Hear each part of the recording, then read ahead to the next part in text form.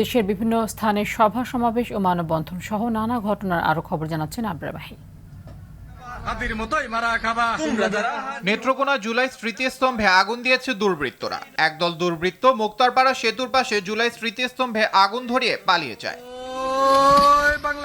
দিনাজপুরে হিলিতে আধুনিক কৃষি প্রযুক্তির সম্প্রসারণ ও উত্তম কৃষি চর্চা বাস্তবায়নের লক্ষ্যে পার্টনার কংগ্রেস 2026 অনুষ্ঠিত হয়েছে।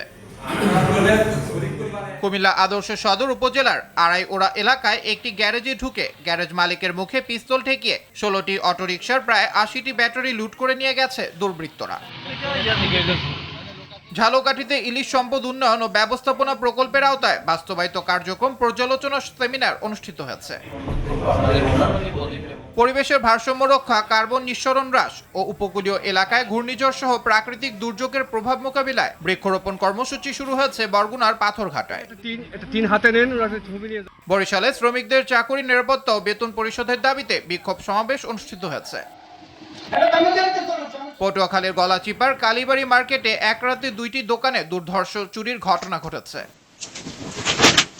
মোংলায় পুলিশের বিশেষ অভিযানে আন্তজেলা মোটরসাইকেল চোর চক্রের 6 সদস্যকে আটক করা হয়েছে। এ সময় তাদের কাছ থেকে 4টি চোরাই মোটরসাইকেল উদ্ধার করা হয়।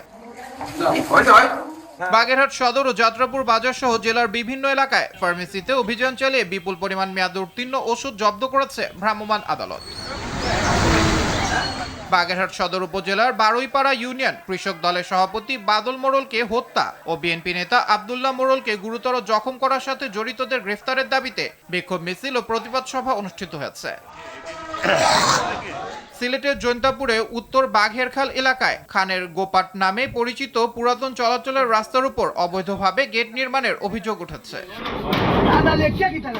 এদিকে একই জেলায় সক্ষমতা বৃদ্ধি ও দুগ্ধ উৎপাদন বৃদ্ধির লক্ষ্যে 960 জন খামারির মাঝে বিভিন্ন ডেইরি উপকরণ বিতরণ করা হয়েছে।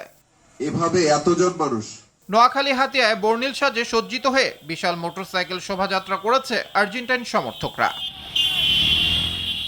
আবরার মাহি, RTV।